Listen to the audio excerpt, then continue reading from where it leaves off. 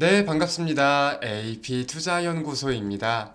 6월 8일 오늘의 마감 증시 같이 한번 살펴보도록 하겠습니다. 양대 증시 모두 보합권 중심의 하락 흐름을 보인 하루였습니다.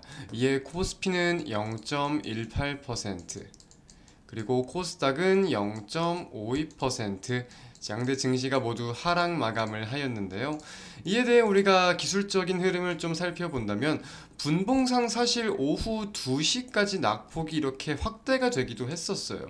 그러다가 다시금 어느 정도의 낙폭을 좀 만회하는 흐름들이 보이면서 마감이 되었는데, 자, 일단 전일 나스닥이 1% 넘게 하락 마감을 했습니다. 이제 캐나다 같은 국가들의 깜짝 금리 인상 소식에 대해서 연준의 이제 6월 FOMC가 다음 주로 다가온 상황 속 연준도 깜짝 금리 인상을 하는 거 아니냐라는 우려감이 조금 이제 생기고 있는 상황인 건데, 자, 동시에 이제 오늘 국내 증시는 흔히 내마녀의 날이라고 불리는 선물, 그리고 옵션 동시 만기일이었죠. 이 선물 옵션 동시 만기일임에 따른 외국인과 기간의 이 수급 변동에 좀 차이가 좀 생기다가 오후 2시부터 이제 좀 외국인들의 선물 매수세가 좀 확인이 됐어요. 그래서 이런 점들을 가지고 증시가 어느 정도 낙폭을 좀 만회해주지 않았나라고 판단을 하고 있습니다. 자, 그렇다면은 이제 선물 옵션 동시 만기일은 오늘로 이제 지나간 이슈고, 금리 인상에 대해서 우리가 좀 파악을 해볼 필요가 있을 것 같은데, 제가 최근 들어서 매일같이 사실 보여드리고 있는 것 같아요.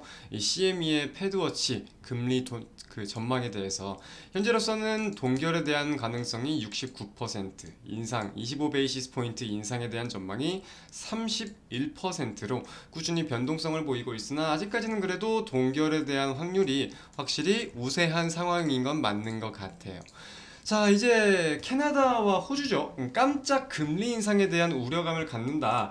두 국가 다 모두 이제 기존적으로는 금리 동결에 대해서 좀 꾸준히 지속적인 모습을 보일 것 같다라고 시사가 되었었는데, 이게 한 번에 바뀌었다. 결정이 한 번에 바뀌었다라는 내용을 가지고 우려감을 갖는 거잖아요. 그래서 연준도 이럴 수도 있다라는 생각인 거고. 자, 근데 이제 미국의 금리가 지금 인상되면 어떻게 되냐? 물론 굉장히 다양한 내용이 있고, 제가 말씀드리는 것 이외에도 굉장히 제가 생각하지 못한 우려감들이 또 더 있을 수 있을 거예요. 기본적으로 우리 고정 개인이든 기업이든 이 고정 비용이 지출되는 내용이 더 심화가 되겠죠. 자, 일반적으로 생각할 수 있는 내용 함께 한번 따져봅시다. 그리고 한국과 미국의 금리차, 이것도 많은 분들이 알고 계실 거예요. 달러화가 강세를 보이면서 이제 원화가 굉장히 가치가 떨어질 수 있는 가능성도 야기해 볼 수 있겠고, 고정 비용과도 연관이 있지만 당연스레 경기 둔화 역시도 더 심해질 수 있겠죠. 사람들이 결국 돈을 더 못 쓰게 될 거니까. 여기까지가 이제 일반적으로 많은 분들이 알고 계신 내용일 건데, 자, 미국은 제가 일전에도 한두 번 좀 말씀을 드렸던 내용인데, 최근에 부채 한도를 상향시켰습니다. 그쵸? 부채 한도를 상향시켰다는 거는 미국이 보다 많은 부채를 끌어올 수 있게 되었다 라고도 해석을 할 수 있어요. 그럼 미국은 어떤 방식으로 부채를 끌어오느냐, 빚을 끌어오느냐? 미국이 국채를 발행하는 겁니다. 국채 중에서도 단기채 위주로 채권을 많이 발행을 할 거예요. 그러면은 이제 SIB라고 불리는 좀 미국의 대형, 이 안에 포함되어 있는 미국의 대형 은행들은 좀 의무적으로 매수를 하기도 해야 되고, 이제 그런 내용들에 대해서 미국은 부채를 더 많게 많이 끌어올 수 있다는 건데, 자, 일단 여기에 대한 우려감도 좀 생각해 볼 필요가 있어요. 자, 현재 상황에서 국채가 더욱더 많이 발행된다라고 하는 거는, 자, 현재 어떤 상황이죠? 채권의 가격은 낮고 채권의 금리는 굉장히 높은 수준입니다.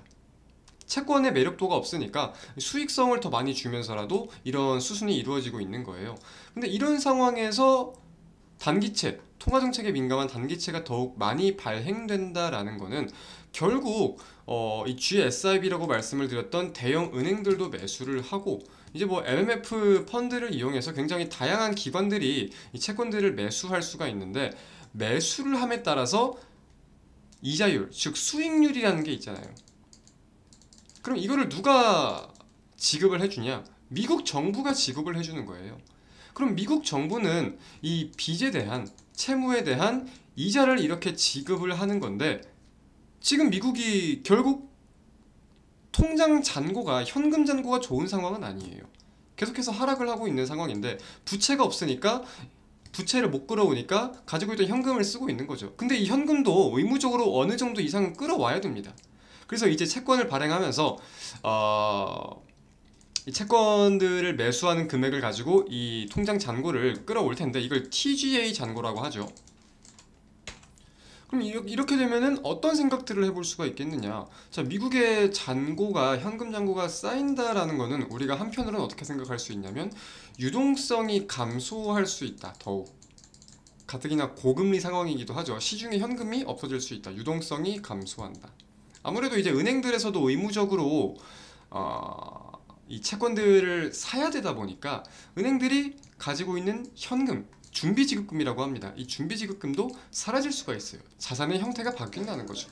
이런 점들에 대해서 유동성이 감소하는 내용도 생각을 해볼 수가 있는 거고, 결국 미국 입장에서는 아까 말씀드린 대로 계속해서 이 고금리 수준에 따른 국채 수익률을 고정적으로 다시금 반환을 해야 되기 때문에 악순환이 반복될 수가 있다는 거예요. 다시 또 부채 한도에 부채가 닿으면은 이렇게 상향을 시키고, 또 채권을 발행하고, 또 이제 들어오는 돈으로 이 수익률을 메꿔주고, 이런 악순환이 반복될 수 있다는 거예요. 이러한 점들을 따져본다면 사실 미국도 지금 쉽사리 금리 인상을 결정하지 못할 겁니다. 그죠? 가뜩이나 경기 둔화에 대해서도 인지를 좀 어느 정도 하고 있는 부분들이 있을 텐데, 좀 하나의 예시로 지금 상업용 부동산 같은 경우는 쉽사리 돌아오지 못하고 있다고 하죠.